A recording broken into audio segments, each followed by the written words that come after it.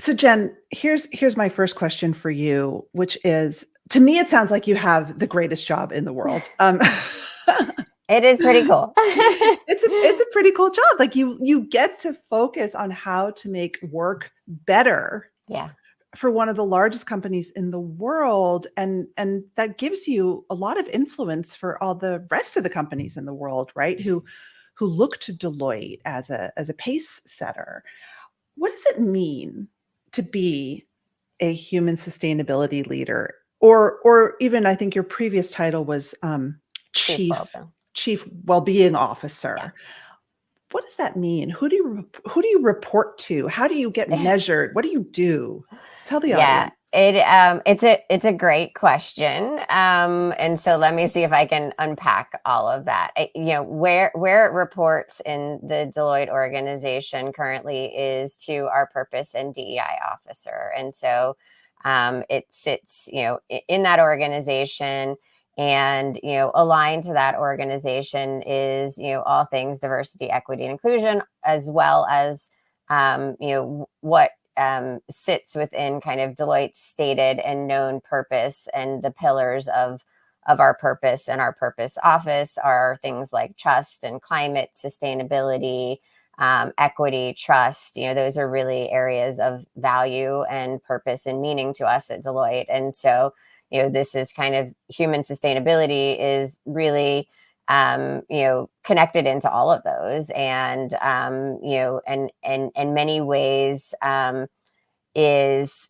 I would say, a connective tissue for the fact that these are all things that we as humans not only need from the workplace, but need from life, right? And so the official Deloitte definition of human sustainability is the degree to which an organization creates value for people as human beings. And so it's starting with your workforce, but it's not just the workforce. It's really all of the human beings within the scope of that organization. So it could be pre or future workers, also vendors and contractors, kind of anybody that the organization engages with or interacts, and what's the role and the responsibility kind of the interconnection between what we do and what we need as humans, like I said, including climate, equity, trust, purpose, well-being, belonging, knowing that we as human beings don't experience those things necessarily as separate things, but they're so integrated. So, for example, if I don't feel a sense of belonging, there's a huge impact to my well-being. If I can't if I don't feel a sense of trust, or I can't connect to purpose, that kind of impacts the meaning in my work or the relationships that I have at work. And so it's really, what is the responsibility of an organization to kind of be at the center point of promoting and creating the right environments for people that make work meaningful and also sustainable. What does it mean for a company to value human capital? What are the elements, the specific ingredients? I mean, I think that the main ingredient is, despite the headlines that we're seeing being primarily all about kind of AI, depending on, the fields that you're in, AI, generative AI, climate, these are big issues for all of us as humans, but also for organizations. And, what we feel is missing is that for every organization, nothing is more important than people and an organization's relationship with people. And so that's the main ingredient, right? And so human connections are still what drive business outcomes. Full stop. Right? So, but we that's not necessarily what's grabbing the headlines of today, No, it's not. unfortunately. It's the Right? opposite, right? Yes. Is that you will be replaced Right. by a neural network. Right. Bye-bye. Right. And so that's what human sustainability really recognizes, is that, that it is these human connections that are still and what in many ways will always be what drives business outcomes, like revenue, like innovation, like retention, the things that are uniquely human that I don't really think in our lifetime, Maura, will be replaced by AI, even though that is often what we hear. I mean, it's a great headline, right? And it's Mhm. it's one of our oldest headlines. So I get it. So just tell us, and if anyone out there is, in college or graduate school and is like, I want to be like Jen one day. How did you get to have this job? Did you study human sustainability or? I did not, and so I'll kind of take you way back, right? I Yeah, let's mean, go way back. in college, I actually I was very confused. I didn't really know what I wanted to do, which maybe doesn't mean I was actually confused, because why should we all know what we want to do when we're 18 years old? Like, that's kind of a ridiculous thing. Yes. Um, and so I went to college, and I decided I was going to study accounting because my father was an accountant. And I was like, okay, well, he seemed to make a pretty good living. We've had a great life, so I'll go into accounting. Mhm. I got through intermediate two accounting, if that even still exists, but they kind of called that the weed out class, and I was weeded out. Not only was I weeded out, I was like, there's no way I can do this for the rest of my life. And so I got through enough to barely have a minor in accounting, and I switched to business management and marketing. But really, my true passion was exercise, health and well-being, exercise physiology. So I also picked up a minor in exercise physiology. And so you could say that maybe at 18 or 19 or 20, in some ways, maybe I did know, right? Because later on in my career, there's kind of the melding of all of these things. And Yeah. so when I came to Deloitte, I actually started in a marketing role, because that's what my degree and my studies were in. And from there, I continued to progress into different roles. I became the chief of staff to one of our former CEOs. And then, after that, the truth is I was completely burnt out. I went back into our marketing organization to work for our chief marketing officer, who is retired now, but continues to be an incredible friend and mentor.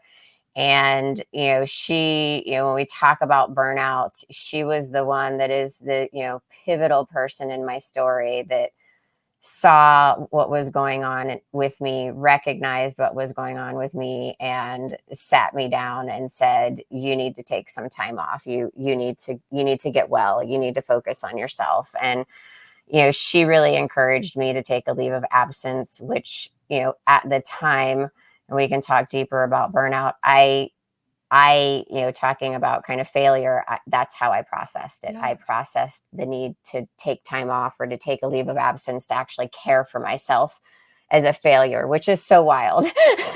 And like a rejection, right? Yeah, yeah. Like we don't want you here. Totally. Yeah. But, now and quickly after that, when I was able to take that time off and focus on myself, I realized what a gift it was. And I realized, wow, like, I hope that every leader I ever work for, and I hope to be that leader for people that work for me, recognizing what I needed and giving me that space, although that wasn't how I processed it in the moment. And so I did that. I was able to, seek out the help that I needed, get healthy, both, healthy and well, both mentally and physically. I came back to work and I sat down with her, and I actually thought that I was going to resign from Deloitte because I wanted to focus on helping others not get to where I got. Yeah. And help them focus on their well-being as part of, an overall thriving life, and that, work shouldn't take over your life, all the things that you and I and so many others talk about now. But this was almost 10 years ago. And so Yeah. these weren't things that we were talking about so prevalently in the workplace. And so I was just like, there's not a role in corporate America for this. And she was the one that said, no, you're not going anywhere, because if you need this, then there's a lot of other people that need it too. And again, for a second time, really created the space and the opportunity and the platform for me to build a business case, which I did. And I think that I got really lucky because I've had leaders that get this, that understand that well-being and high performance aren't mutually exclusive, that they can't be mutually exclusive.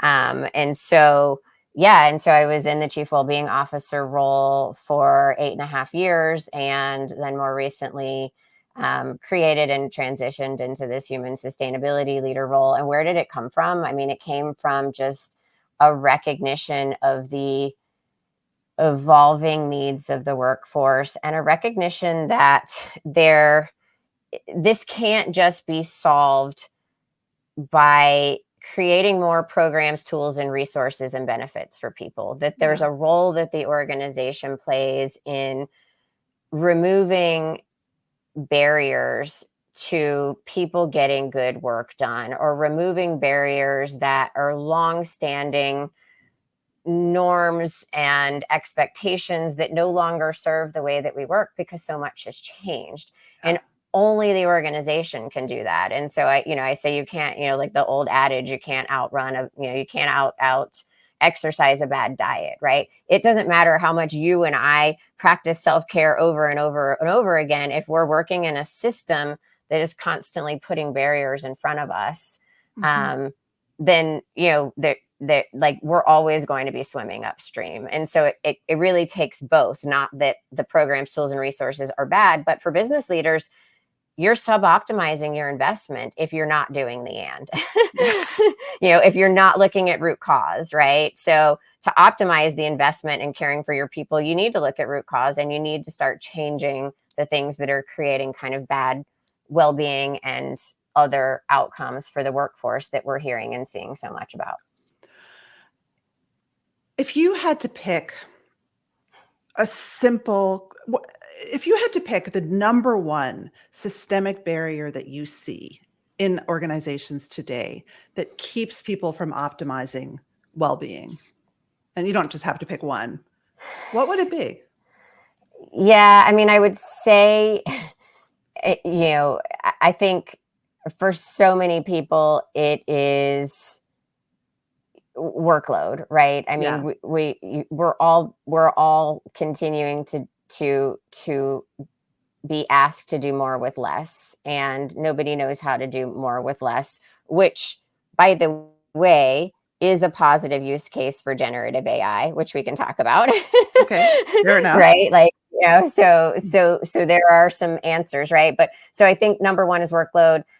Again, right up there is relationships with my leader and my manager. There's so much research out there showing that our managers have as significant an impact on our mental health as our partner or spouse.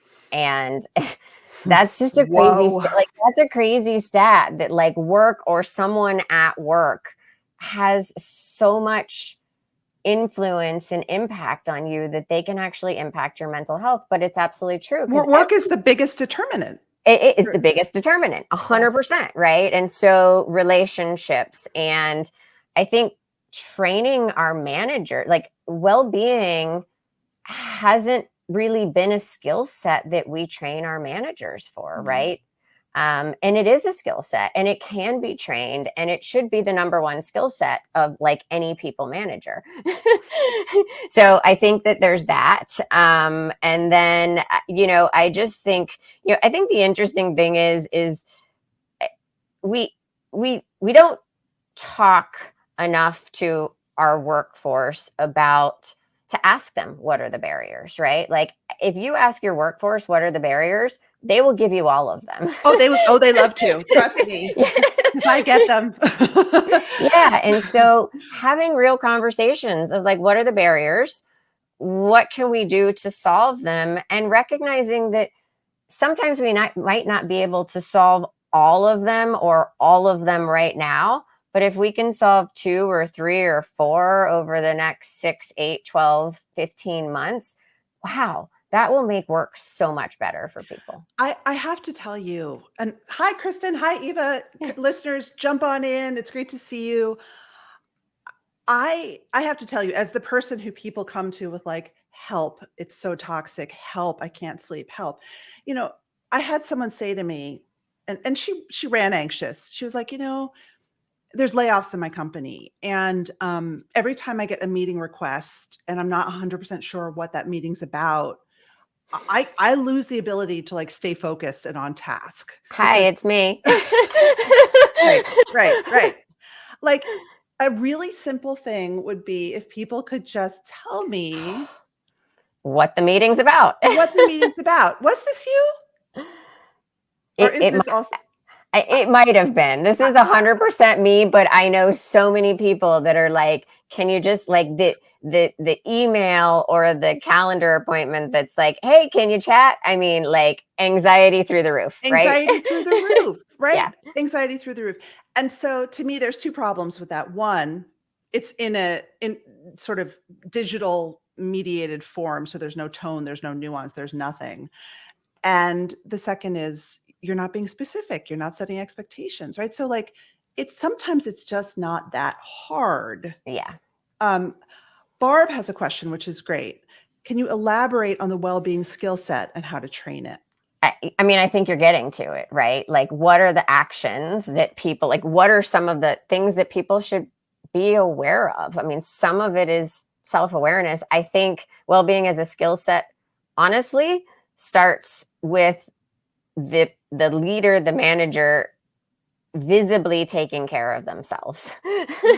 And why do I say that is because I think a lot of the training around or a lot of the mindset around what it means to be a leader is to sacrifice yourself for everything and everyone else, right? Like that is somewhat, at least my perception of the definition of a servant leader, right? I mean, just take servant leader on its face, right? Like I know there's more in there, but why do we call them servant leaders, right? Like I don't want a servant leader. I want a leader that's taking care of themselves. Yeah. I want, like, because I know we all know what it's like to work for somebody that isn't taking care of themselves. I was that person too, and I look back and I was like, oof, was I like, did I really treat people that way? And so I think, and for any mindset or behavior shift, as you know, Maura, we have to start with ourselves. What is in it for me? What do I get out of it? And how will I show up differently? And so teaching that's okay here, right? Like we need you as a leader to take care of yourself. And then, and only then, can you create the right environment and the right spaces for your people. And what does that look like? It can be as simple, but seemingly so hard as being more specific when you're setting up a meeting, right? Understanding your team's triggers, right? And what makes them tick, what makes them anxious, and being able to have those real and vulnerable conversations. And also, I think as a leader, understanding that having a real and vulnerable conversation doesn't mean that you always have to fix the problem. It just means that you have to show up to the problem. That's right. And be there for it. And be there. And Yeah. be there. Claire Yeah. says the best leaders I've worked with have shared their vulnerabilities and humanness. Absolutely. And Emily, servant leader equals sacrificial leader, lol. Thank you for the validation. Okay, but I'm going to push back. Okay. I'm going to push back because yes, I mean, so much happens at the team level. The team level is like the most powerful lever for change. Yeah. And one of the reasons I really liked the Surgeon General's framework on well-being at work was that you have to acknowledge the sort of basic settings for people to be able to have well-being. And at Deloitte, which pays well and has amazing benefits, this is less of an issue. But 100%. Talk a little bit about the sort of what my friend Kelly Greenwood would call table stakes for well-being that need to happen at the organizational level in order for change to happen. Okay, totally. And I don't see that as pushback. I see that as yes. I mean, it's Maslow's hierarchy of needs, right? Yeah. If you aren't, if you're not providing the baseline environment of, fair and equitable pay, fair and equitable treatment, like again, a way for people to feel engaged and like they belong in the organization. If those things are out of whack, I mean, it's almost like a maturity curve, right? Like Yeah. those are the baseline things that you have to get right.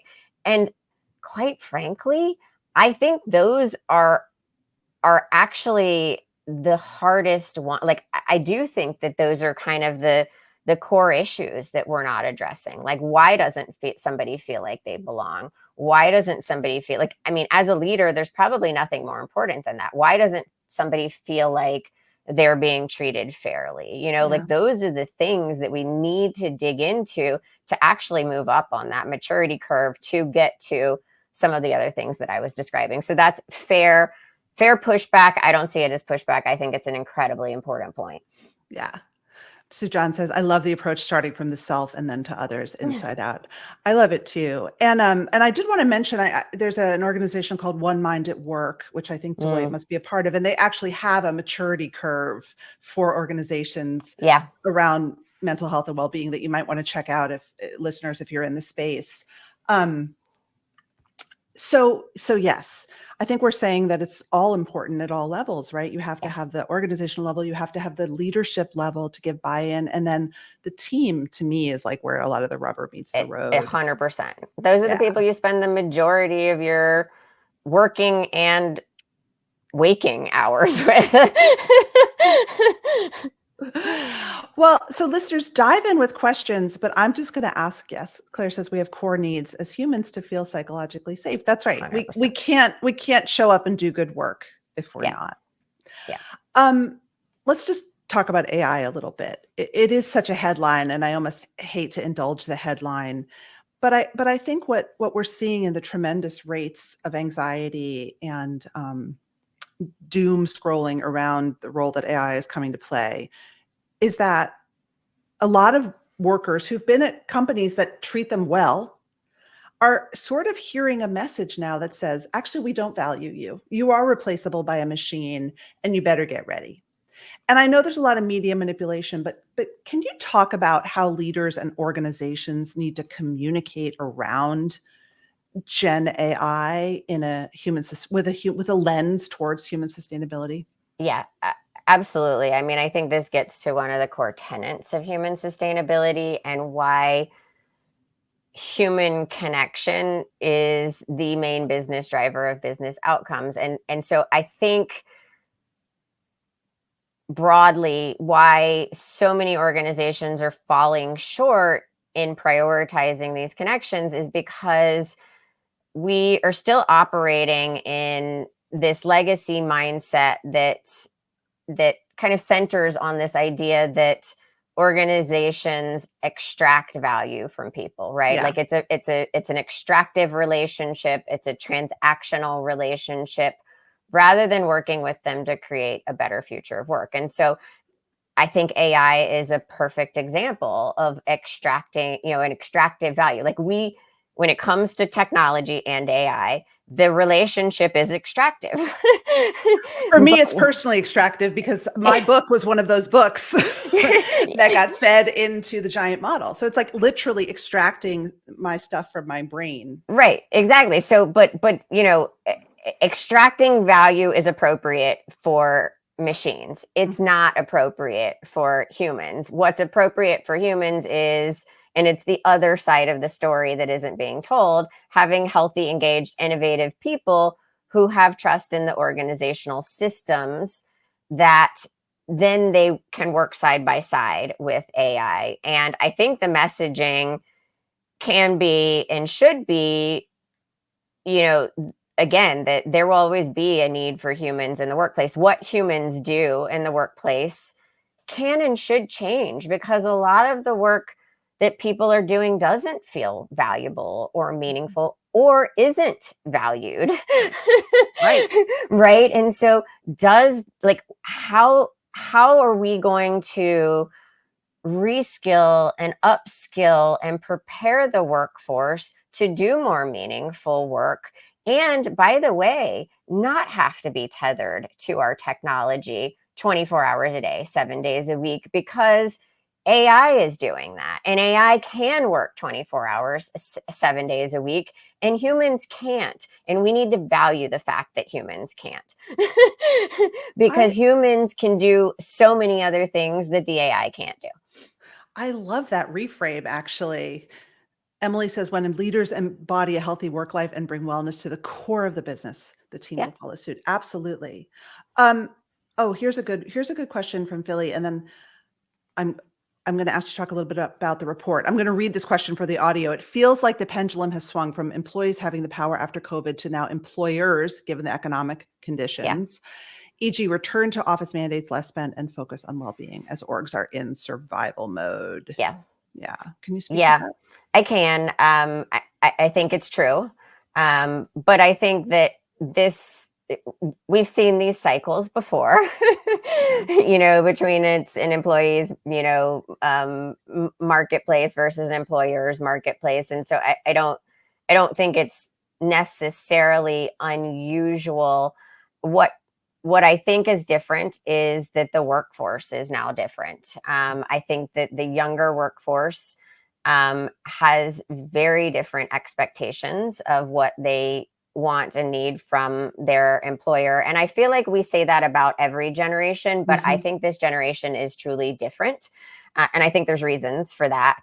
But I also think that COVID changed people. I think COVID forced so many of us to reevaluate our lives, and not in a bad way, reevaluate the role that work plays in our life. And why are we doing the thing, not just work, but why are we doing the things that we're doing in the way that we're doing them? And recognizing that there probably is a better way, or there should be a better way if there isn't a better way. And it really opened our minds to that. And so, I think the kind of return to office mandates, a lot of that to me, unfortunately, is short-term thinking. It's reactive thinking, as opposed to something that is more strategic, again, gets to the core of the issues, that promotes real dialogue between the C-suite or the leadership teams and the workforce to come together to solve these problems together. Because again,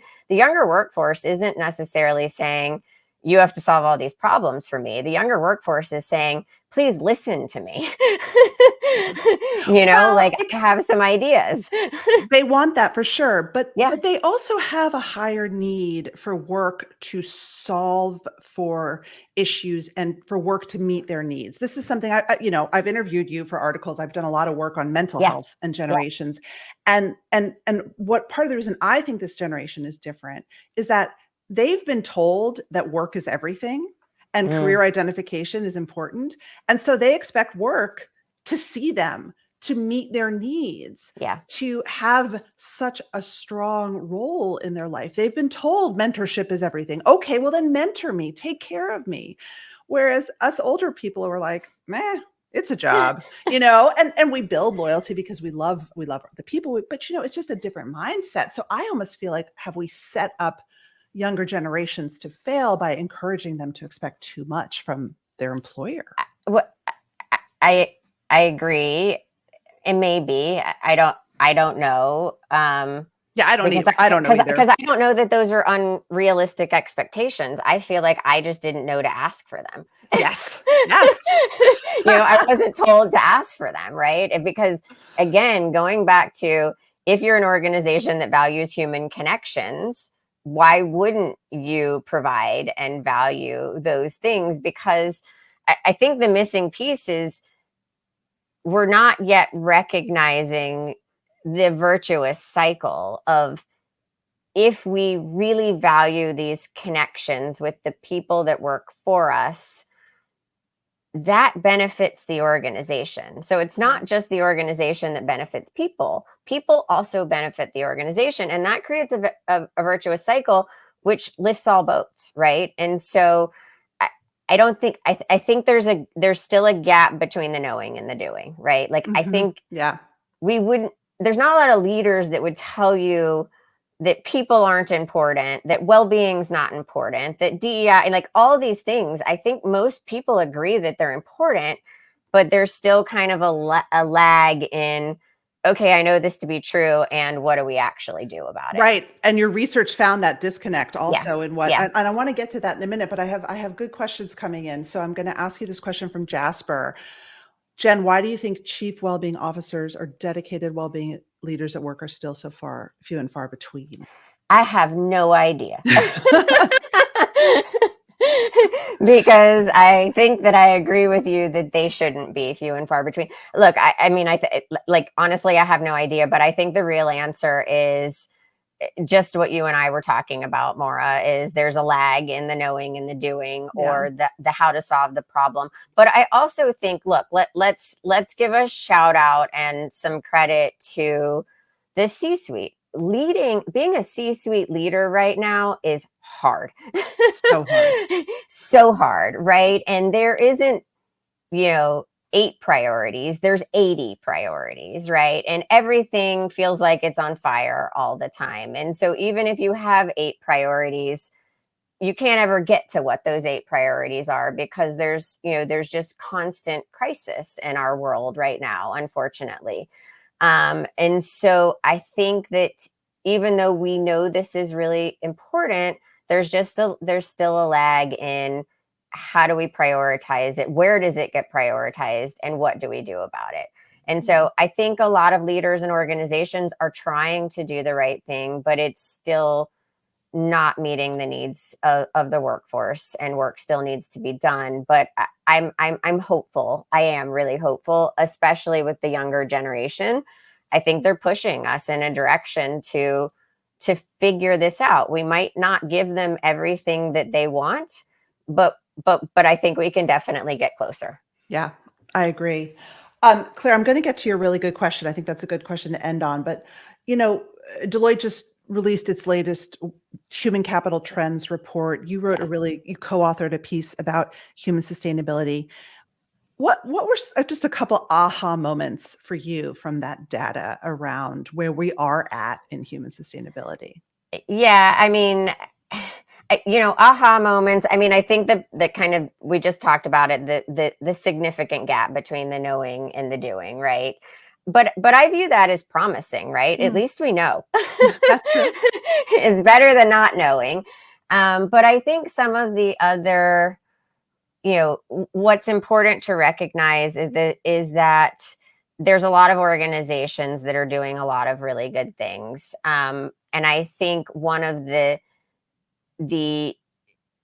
key ways that we can convince organizational leaders to do more is to figure out how to truly measure these things, and to create standardized measurements around them so that they can see meaningful ROI in the investments that they're making. Because that's really, I mean, I think it's really important for all of us to know that, but it's always been important for business leaders. And I think that the really key thing there is, if we can get some meaningful data around measuring human sustainability and the components of human sustainability, we can also have discussions around, what do we stop investing in so we can start investing in things that are going to be more meaningful for the workforce. And so I think we need to dispel the myth that this is about more and more and more investment. I think it very much can be about, hey, that thing that we're investing in actually isn't what our workforce wants or needs. So let's redirect those funds to something that is more meaningful. And that's, again, a win-win for everybody. Is that employee engagement? So, like, what are the metrics? I mean, this is a discussion you have a lot in workplace mental health. Like, how do we measure this? So in the report, we do a deep dive on what some of those measurements and metrics can be. And yes, mental health can be one of them. All kinds. I mean, you're seeing more and more transparency around DEI metrics and things like that for some organizations. I think it could, and this might be inflammatory for some, it could follow in many ways the journey that ESG has been on. And I think that human sustainability and the components of human sustainability pair nicely with the S in ESG, because that's the social component, right? That's the human component of ESG. But if you look at ESG, it's also the area where there's the least amount of investment and the least amount of rigor. Well, and Right? it's actually, it's toxic, right? So Yeah, BlackRock totally. today, I thought was so interesting. I think it was today, or just if they're doubling down on sustainability. They're rebranding it because Yeah. it's become, I think there's something there. Oh gosh, I have so many good comments. Christine is going to push back on me, and I love it. Um, Gen X and boomers fully identified with work as their identity. And the conversation for younger generations is that work is not everything and it's not your total identity. My experience managing younger generations is they're willing to put in the work and do a great job, but they want to decide where and when, because work is not their identity. Yes, I hear that. I could see that. So, and Sarah, pinging off Jasper's question, I think there's a lack of a consistent definition, right? And many organizations address well-being related things under different conceptualizations, e.g. employee Totally. experience, Yeah. engagement. So Jen, speak to that. Like, do we need a common parlance here? We do. And that's what I meant by standardized Yeah. metrics. Like if we can come up with a standard agreed upon set of definitions, then we can actually come up, then we can tie specific metrics to it. But to Sarah's point, it's all over the place, right? And even to your question, is that employee engagement? Yeah, it's certain components of employee engagement, but I would venture to say every organization out there measures employee engagement in a different way. I will also say, and this was a human capital trend as well, that we need to move beyond, way beyond productivity as a measure of anything in the workplace, unless you're measuring the outcome or the product, the productivity of a machine. But human, measuring productivity is humans is just it creates the world we're living in. It creates this obsession with busyness without stepping back to think about, is what I'm doing actually worth my time? Well, that brings a full circle to the AI conversation. Mm-hmm. We as women are always coached to say, charge more for your time. Your time is valuable, right? Like we are told that part of leadership is knowing what you're good at and what someone else can do. And so I think that is part of well-being, is Yeah. really being choosy. So Mm-hmm. I'm going to make this the last question because I have to take my kid to the orthodontist. But I think this is a great question to end on from Claire. And listeners, if you have more questions, Jen and I are both very active on LinkedIn. Reach out. Where does the employer's role begin and end with regards to well-being, and what's personal responsibility? Yeah, look, personal responsibility is your well-being. Nobody can take care of you for you. Employers need to create organizational environments and cultures where people are permissioned, rewarded, celebrated, and feel, have the kind of the trust and the psychological safety in order to take care of themselves. Organizations should probably also provide some tools and resources for people to do that. But the act of taking care of yourself is your person. Like nobody can take care of you for you. And so you do have to set boundaries. You do have to ask for what you need. You do have to, like, those are things that only you can do, because nobody's going to be like, hey, Maura, is this a boundary for you? Except your boss did. Your mentor, She your did. mentor did. And that's what She I think did. is so remarkable. She Yeah. was like, I value you too much to let yourself treat yourself like crap. Yeah. Yeah. But then I had to be able, and I did, but I wasn't in the space and the place to accept what she was actually Yeah. telling me, because I was like, oh, you just think I'm a failure. So Right. you're just trying to get rid of me, which is not what she was doing at all. I now know that, but yes, 100%. Yeah. This is such a rich conversation, and I so appreciate you leading it for so many people worldwide, really. Thank you. And safe travels to South by Southwest. Thank you. Great conversation. Thanks, everyone. Bye.